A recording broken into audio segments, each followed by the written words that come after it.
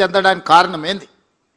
అక్కడున్న విద్యార్థులకు నాణ్యమైన విద్యను అందించడమే కాకుండా ఒక పట్టుదలను నేర్పడం వల్ల ఆయా దేశాలు ప్రపంచంలో వేగంగా అభివృద్ధి పదం వైపు నడుస్తున్నాయి. మరి వాటన్నిటిని కూడా మనం వినడమే కాదు, చూడాల్సిన అవసరం ఉంది. అందుకే 1,20,000 మంది టీచర్లు ఈరోజు తెలంగాణ రాష్ట్రంలో ఉన్నారు. ఇందులోకి వెళ్ళి ప్రతి సంవత్సరం ఒక 200 మంది టీచర్లను ఇనీషియల్గా ఇతర దేశాలకు పంపించి అక్కడున్న పరిస్థితులను మీరు స్టడీ చేసి ఒక అవగాహనతోనే వెనక్కి రావాల్సిన అవసరం ఉంది. టీచర్లు అందరికీ కూడా ఈరోజు మర్రి చెన్నారెడ్డి దీంట్లో మనం ఓరియంటేషన్ క్లాసెస్ తీసుకుంటున్నాం టీచర్స్కి. ఎందుకు అనంటే నైపుణ్యం పెంచుకోవాల్సిన అవసరం ఉంది. మనం ఉద్యోగం వచ్చినప్పుడు ఉన్న పరిస్థితులు, మనం రాసిన పోటీ పరీక్షలు ఒకలాంటివి. ఈరోజు ప్రతి సంవత్సరం విద్య మారుతుంది, విధానం మారుతుంది, ఎడ్యుకేషన్ పాలసీస్ మారుతున్నాయి. నేషనల్ ఎడ్యుకేషన్ పాలసీ ఒకలాగా ఉంటే మనకు తెలంగాణకు అసలు ఏ పాలసీ లేకుండా మనం ఉన్నాం. అందుకే మొన్న నేను ఆర్డర్ ఇచ్చిన తెలంగాణ ఎడ్యుకేషన్ పాలసీని ప్రిపేర్ చేయండి అని పెద్దలు కేశవరావు గారిని చైర్పర్సన్గా పెట్టి కడేం శ్రీహరి గారిని, అక్నూర్ మురళి గారిని, మా ఎడ్యుకేషన్ డిపార్ట్మెంట్లో ఉన్న అధికారులను కలిపి తెలంగాణ ఎడ్యుకేషన్ పాలసీ చేయడానికి ఒక కమిటీని అపాయింట్ చేసినాం.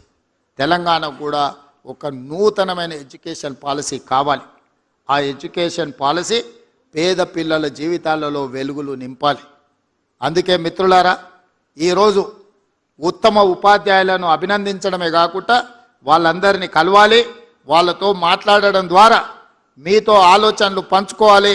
ఈ రాష్ట్ర ప్రభుత్వానికి నర్సరీ నుంచి 12th క్లాస్ వరకు, 12th తర్వాత ఆ పిల్లలకు విజ్డమ్ వస్తుంది. వాళ్ళు డాక్టర్ కావాలనుకుంటున్నారా, ఇంజనీర్ కావాలనుకుంటున్నారా, ఐఏఎస్ కావాలనుకుంటున్నారా, ఐపీఎస్ కావాలనుకుంటున్నారా. కానీ ఫౌండేషన్ లేకుండా మీరు అంతస్తులు కడతామంటే అది ఉపయోగం లేదు. Foundation is very important than anything. ఆ ఫౌండేషన్ అనేది వేయగలిగింది ఇక్కడున్న ఈ టీచర్లు, ఈ ఉపాధ్యాయులే. మీరు నేను కలిస్తే ఆ ఫౌండేషన్ ఈ దేశానికి ఆదర్శంగా నిలబెడతాం. చివరిగా ఒక్క మాట చెప్పదలుచుకున్నా. కేజ్రీవాల్ ఢిల్లీలో రెండోసారి మూడోసారి ఎందుకు ముఖ్యమంత్రి అయ్యాడు? మొదటిసారి ఒక పరిస్థితిలో అయ్యాడు, రెండోసారి మూడోసారి వారు ముఖ్యమంత్రి కావడానికి ప్రధానమైన కారణం ఆయన విద్యలో తీసుకొచ్చిన సమూలమైన మార్పులు. ఆ మార్పుని పేదలకు విద్యను అందించిన టీచర్లు కాబట్టి వారు రెండోసారి మూడోసారి ముఖ్యమంత్రి అయినారు.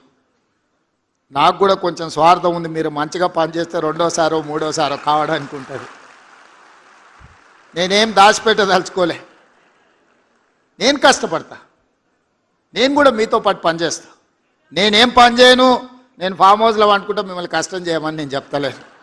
నేను కూడా వస్తా, మీరు ఏడికి రమ్మంటే ఆడికి వస్తా, తండాలకు రమ్మంటే తండాలకు వస్తా, గూడాలకు వస్తా, ఎక్కడికి రమ్మంటే అక్కడికి వస్తా.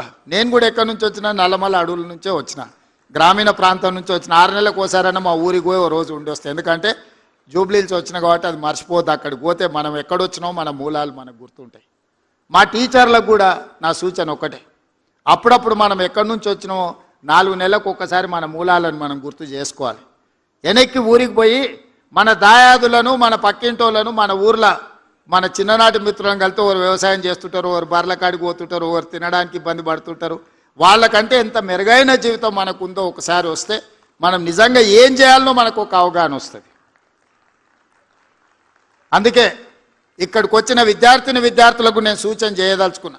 పాఠశాల విద్యనే కాదు, ఈరోజు ప్రతి సంవత్సరం ఇంజనీరింగ్ గ్రాడ్యుయేట్స్ తెలంగాణ రాష్ట్రంలో 1,10,000 మంది పాస్ అవుతున్నారు. కానీ ఎంతమందికి ఉద్యోగాలు వస్తున్నాయి? మరి ఇంజనీరింగ్ సర్టిఫికేట్ అయితే తెచ్చుకుంటున్నాం, కానీ ఉద్యోగం రాక తల్లిదండ్రులు మా కొడుకు ఇంజనీర్ అంటారు. వీడి సర్టిఫికేట్ తెచ్చుకుంటాడు, కానీ బయటకు వస్తే వాని చదువుకు ఆ సర్టిఫికేట్కి సంబంధం లేకుండా పోతుంది. అందుకే ఈరోజు young India integrated residential schools పెట్టినాం. ప్రతి నియోజకవర్గానికి ఒకటి ఇచ్చినాం.